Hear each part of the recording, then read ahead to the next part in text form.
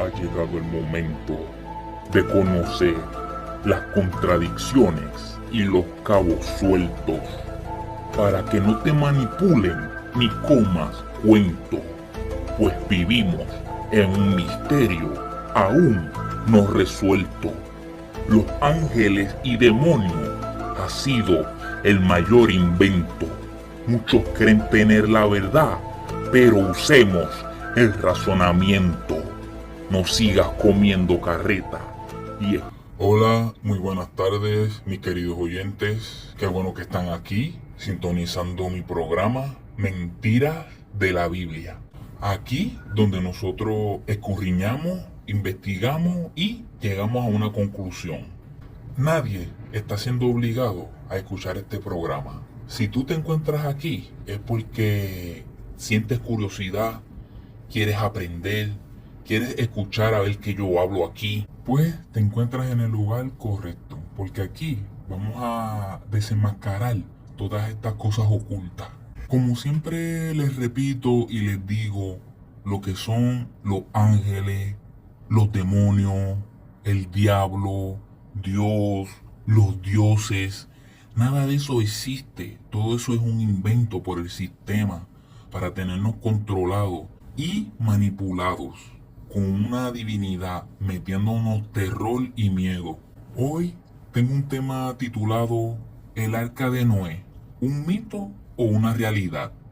Este cuento de Noé y el arca y los animales se ha venido contando de siglo en siglo y de generación en generación. Hoy en día en las iglesias escuchamos a los pastores, a los líderes religiosos hablando de este tema de Noé como algo real, algo como que sucedió de verdad. Pero, ¿qué prueba tienen ellos de que eso sucedió de verdad? ¿A dónde están las pruebas físicas? ¿Saben cuál es la única prueba que tienen? La Biblia, que la Biblia lo dice. Eso son pruebas suficientes para creer esa historia. Yo puedo escribir un libro contando una historia similar al diluvio universal. Y fulanito de tal también puede escribir un libro contando sobre el diluvio. ¿Y saben qué? Va a tener la misma credibilidad que tiene la Biblia. ¿Cuál sería esa credibilidad? Que solamente se cree por fe y no por pruebas. Si yo escribo un libro, va a tener la misma validez. Pero, ¿cuántos de nosotros hemos estudiado este tema en particular? El tema de Noé y el arca. ¿Cuántos lo han estudiado a fondo? ¿Cuántos han escudriñado? Pues hasta que no estudiemos, ni investiguemos, ni escudriñemos, vamos a seguir creyendo lo que nos dice la iglesia. Que esto sucedió, que esto fue un evento que pasó hace muchos años. Pero cuando nosotros investigamos este asunto, nos percatamos de que hay otras culturas que cuentan sobre un diluvio universal. Y nosotros nos preguntamos, pero ¿cómo esto es posible que otras culturas estén contando sobre el diluvio? Lo más seguro es que esas culturas se copiaron de la Biblia. Esperen, esas culturas tienen su historia mucho antes que el cristianismo. Que si alguien se copió del diluvio universal, fueron los judíos, fue el cristianismo. Pero primero vamos a ver qué dice la Biblia sobre este asunto del diluvio universal con Noé y su familia. ¿Qué dice el Dios de Israel? ¿Qué le dijo a él? Vamos a leer la Biblia, vamos a entrar en ese cuento y vamos a ver esos puntos importantes, esas palabras clave. A ver si esto es un invento por el hombre o es inspirado por Dios, como nos dicen cada día. Así que vamos a buscar nuestra Biblia y vamos a ir a Génesis, capítulo 6, versículo del 5 al 6. Y dice así: Y vio Jehová que la maldad de los hombres era mucha en la tierra, y que todo designio de los pensamientos del corazón de ellos era de continuo solamente el mal. Y se arrepintió Jehová de haber hecho el hombre en la tierra y le dolió en su corazón. Aquí, en estos dos versículos, podemos escuchar que Jehová ve que la humanidad en la tierra está desenfrenada, tiene pensamientos malos, tiene una mala conducta. Y dice en el versículo 6 que él se arrepintió de haber hecho al hombre. Aquí hay un punto que tenemos que analizarlo.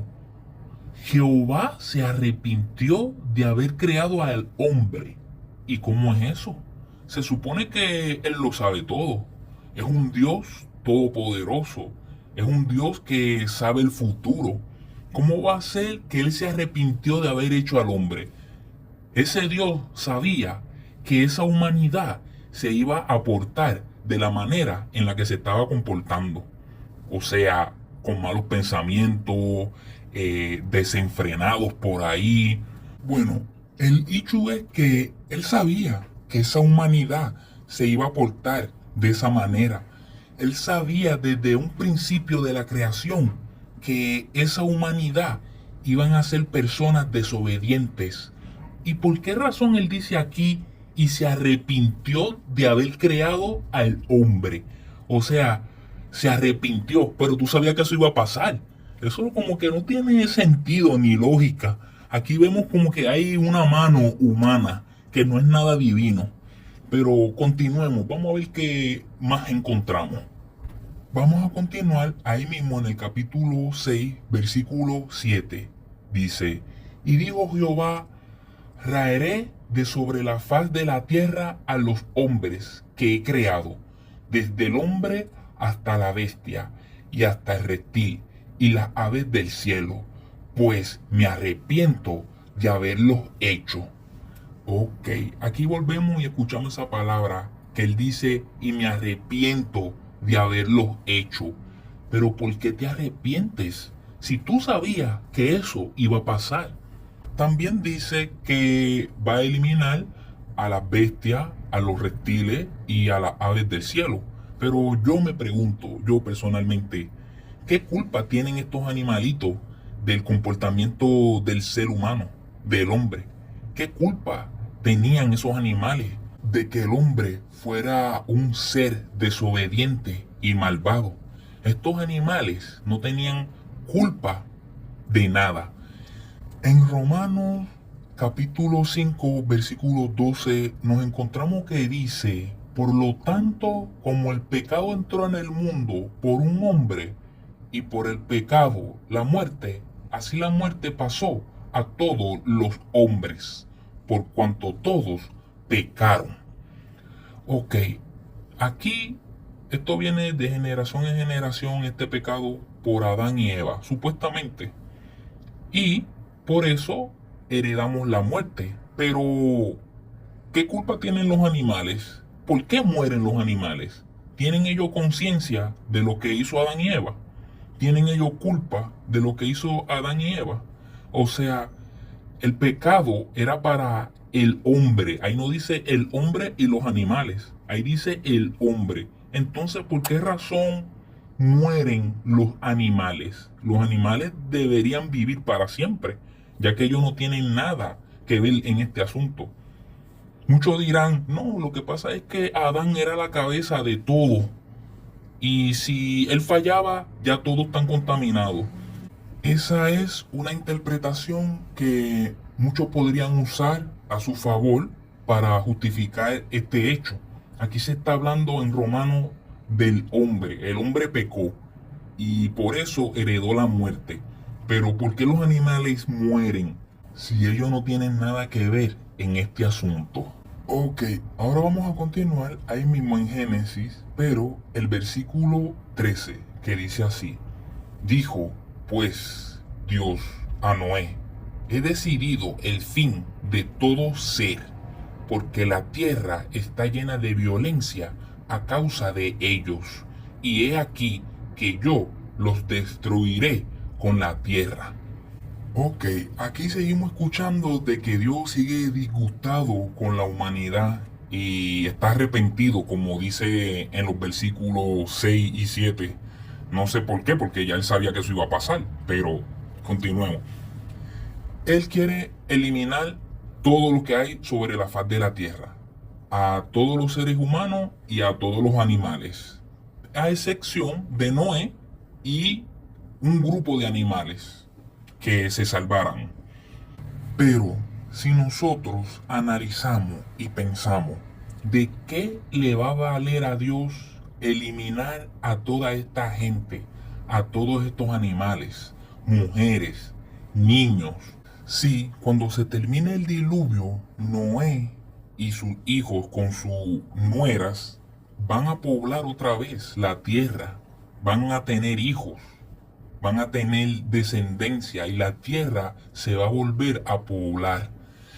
Esa gente que va a ir creciendo, que se van a ir multiplicando, no van a ser santos, van a ser pecadores como los mismos que él está ahogando en ese diluvio.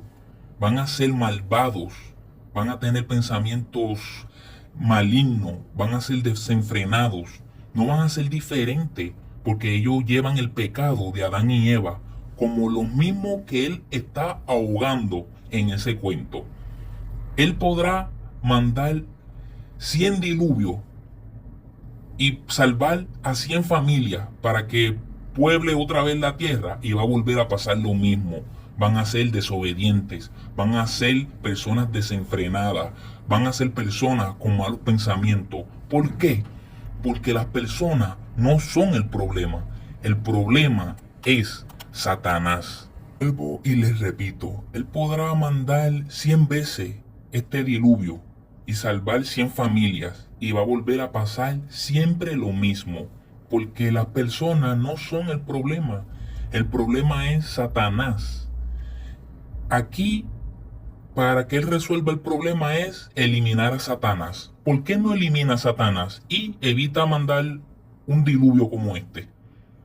Eso era lo que él tenía que hacer, eliminar a Satanás y punto. Pero no, como Satanás es el personaje principal de este cuento, no se puede eliminar. Se tiene que eliminar al final, para que sea interesante todo, haya una incertidumbre. Ahí podemos ver la manipulación y el cuento que nos quieren vender. Él mandaba la inundación, mataba a todos estos seres humanos y eliminaba a Satanás. Y las familias que nacieran de Noé en adelante iban a ser personas buenas y decentes. Pero no. Mandó el diluvio y dejó a Satanás vivo. De nada valió matar a toda esa gente inocente, ahogarlos, a niños, a mujeres. ¿Por qué? Porque iba a pasar otra vez lo mismo. Porque las personas no son el problema es Satanás. A él es que tenía que eliminarlo desde un principio.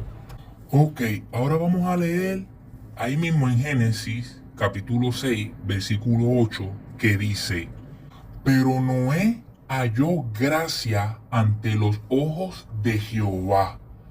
Ok, aquí en este versículo escuchamos de que Noé fue favorecido por Jehová. O sea, Jehová vio en Noé que era una persona humilde, recta, y que en él podía confiar para mandarlo a construir un arca y salvar todos los animales del planeta.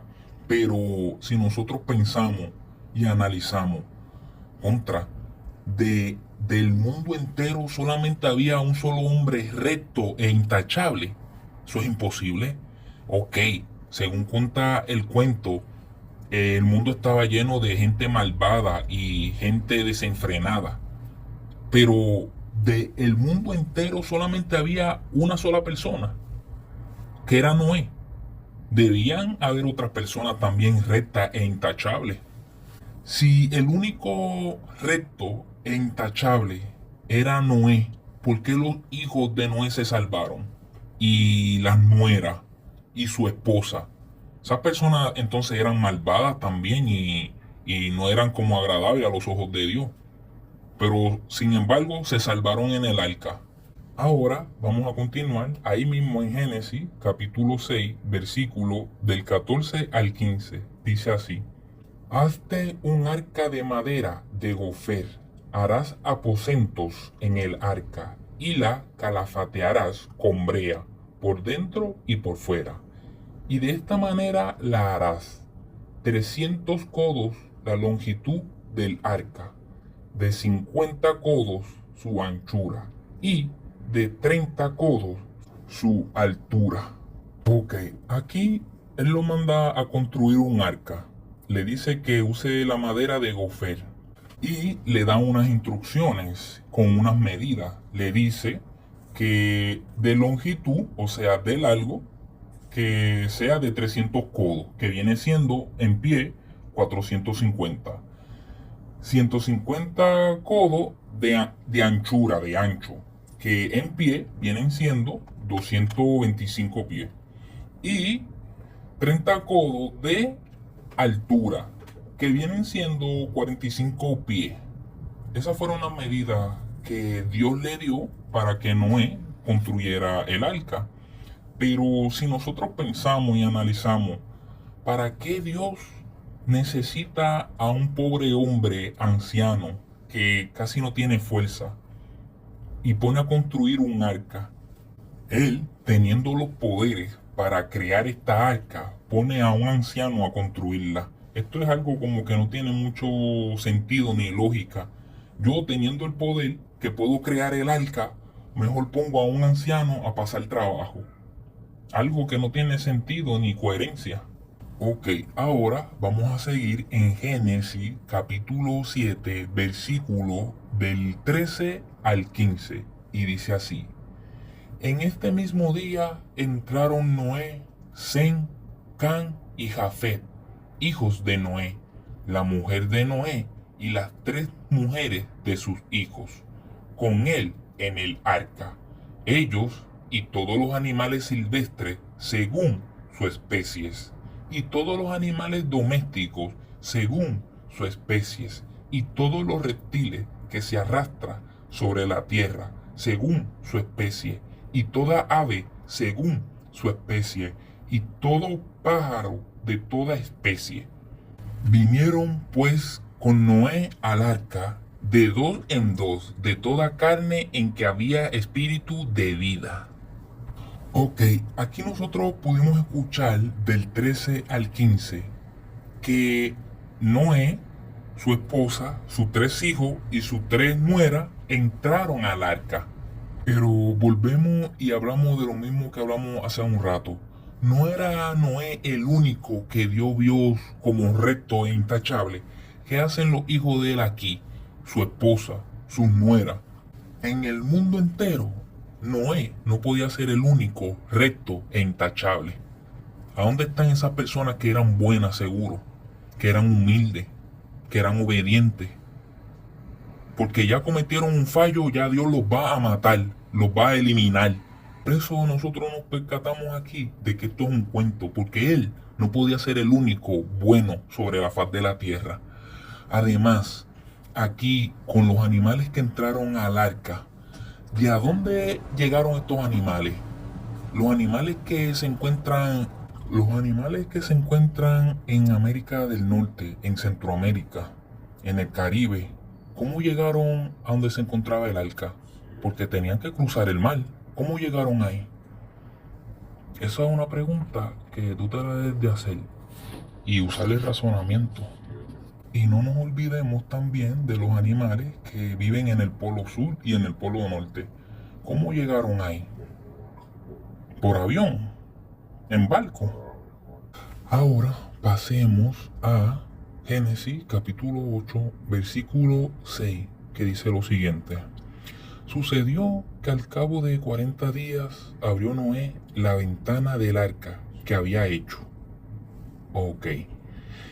Si escuché bien, dice que después de 40 días de ellos estar navegando, él abrió la única ventana que había para que entrara aire.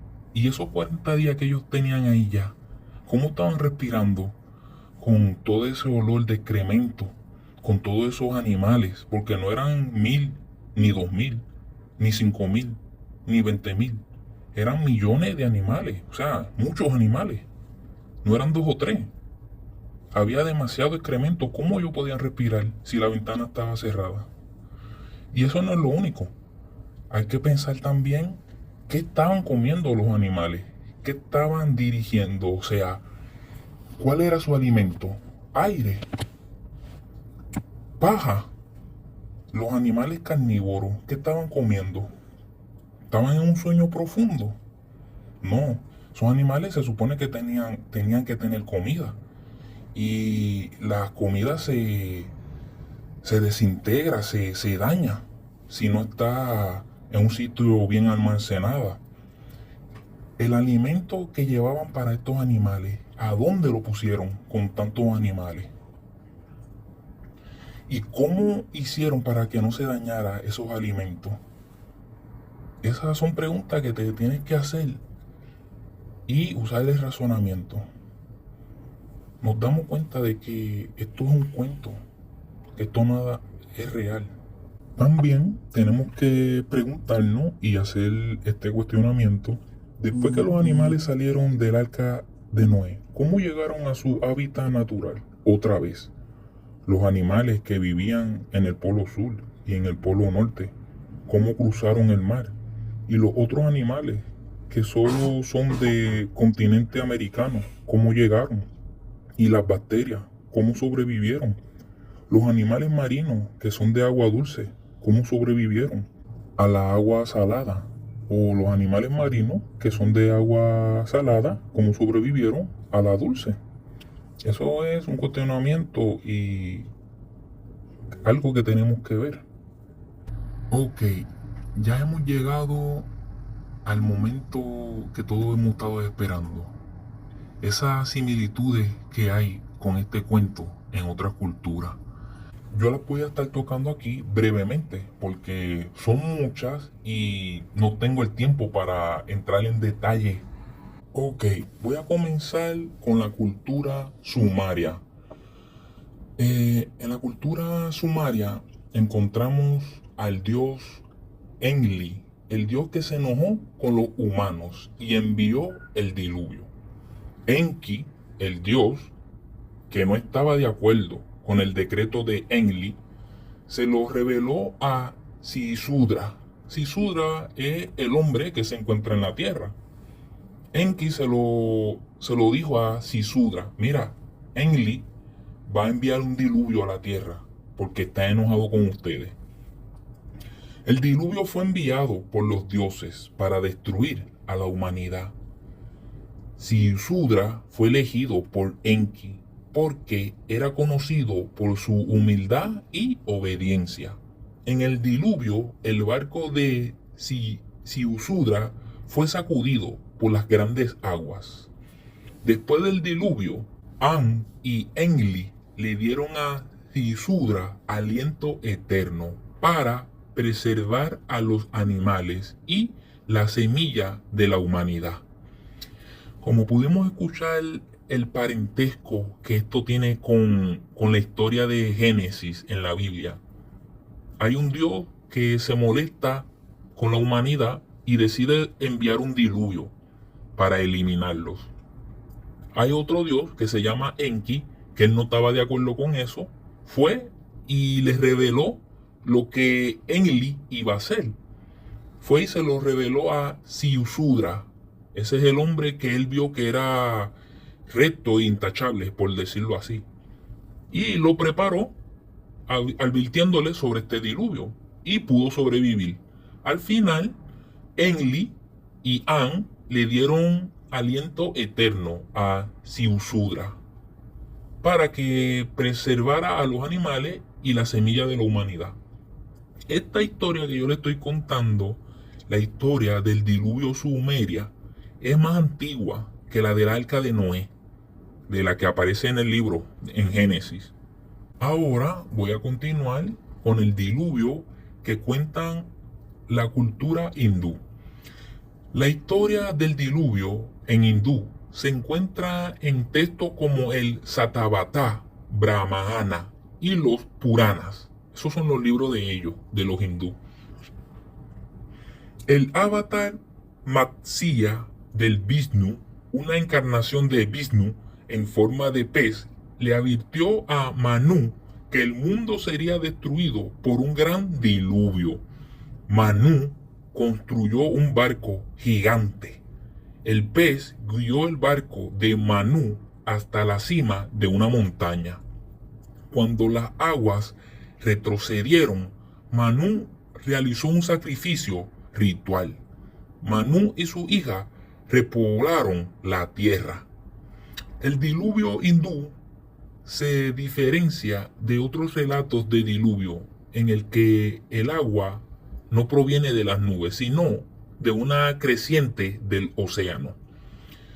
Aquí en la cultura hindú podemos ver que también se habla de un diluvio, que una encarnación de una divinidad fue en forma de pez y le avisó a Manú.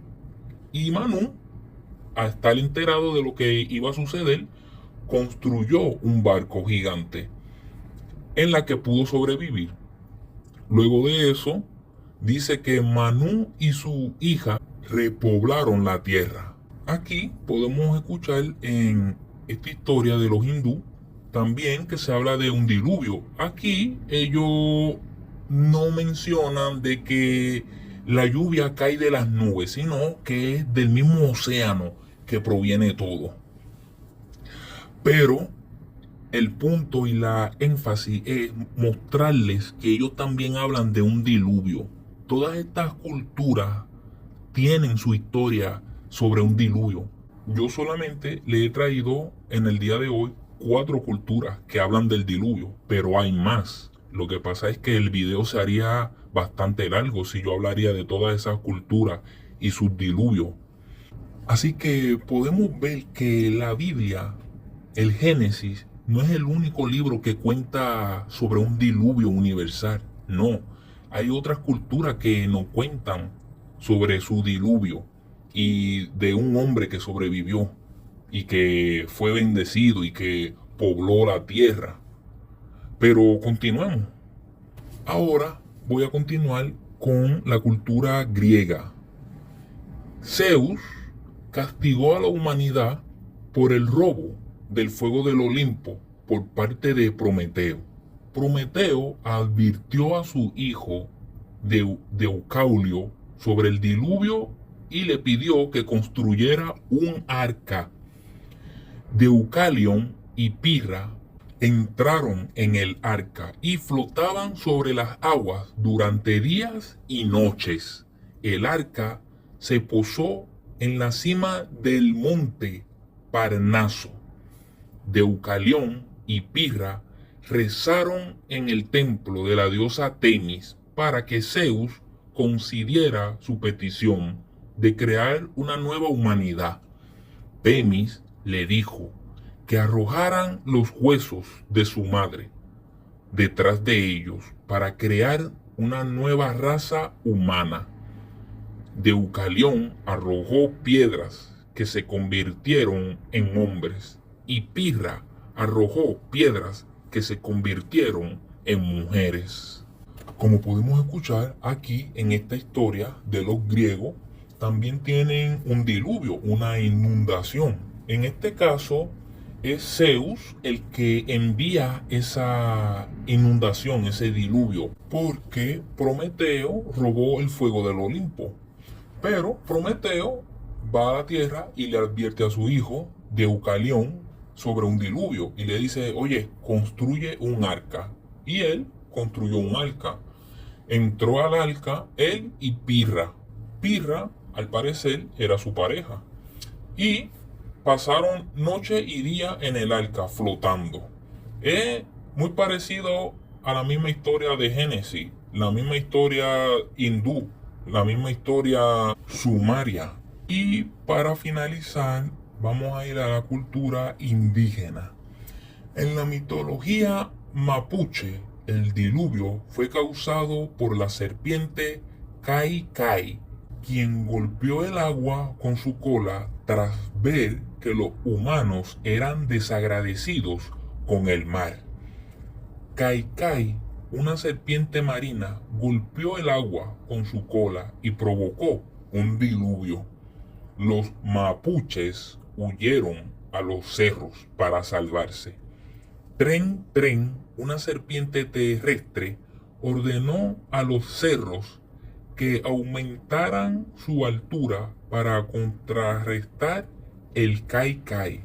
Los mapuches que no pudieron escapar se transformaron en peces y lobos. Tren Tren pidió a los mapuches que hicieran un sacrificio para calmar a Kai-Kai. Las aguas descendieron y los mapuches repoblaron la tierra. Los mapuches creen que los terremotos y maremotos son manifestaciones de la lucha entre Kai-Kai y Tren Tren. Cuando tiembla o llueve demasiado, los mapuches oyen el grito de Kai-Kai. Como pudimos escuchar aquí en esta narración sobre la cultura indígena de los mapuches, Kai-Kai, Tren Tren, aquí ellos hablan de su diluvio, lo que tuvieron que enfrentar. Recuerden, aquí yo les estuve trayendo todas estas culturas que hablan de diluvio, igual que el Génesis en la Biblia, para enseñarles que la Biblia no es la única que narra un fenómeno como el diluvio universal. Hay otras culturas que hablan sobre este fenómeno, sobre este evento que sucedió.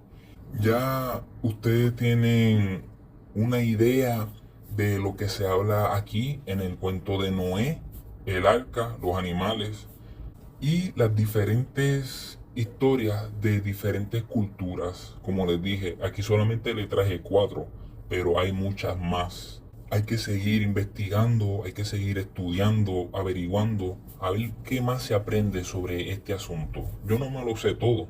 Aquí quizás me faltó información por traerles, pero le traje brevemente lo que pude sobre el arca de Noé. Ahora te toca a ti cuestionar todo lo que yo te enseñé, todo lo que yo te traje. ¿Para qué Dios va a querer inundar el mundo y matar a niños, mujeres, animales, solamente por la culpa de unas cuantas personas? Porque yo me imagino que en el mundo entero no todos eran malvados, no todos eran desobedientes. Debían de haber gente recta, buena, decente. Noé no era el único. Además, ¿para qué va a eliminar a toda esa gente si cuando pase el diluvio y se pueble otra vez la tierra, va a volver a suceder otra vez lo mismo? Las personas van a ser malvadas y desobedientes, porque las personas no son el problema. El problema es el diablo, Satanás, que le inculca estas cosas a la humanidad. Pero si se comienza todo desde cero, como él lo quería hacer, y elimina a Satanás, a que las personas son buenas y obedientes. Pero no, Satanás tenía que quedarse para que endulzar el cuento. Bueno, hemos llegado ya al final de este estudio, de esta investigación. Ahora les toca a ustedes seguir escudriñando, investigando. Recuerden, a mí no me crean nada. Ustedes mismos investiguen, escudriñen, pero no se crean lo que le dicen, lo que le dice cualquiera por ahí. Lo que yo le estoy diciendo, no me crean nada. Ustedes mismos pónganse a escudriñar y a investigar, que poco a poco lo descubrirán. Nos chequeamos en la próxima.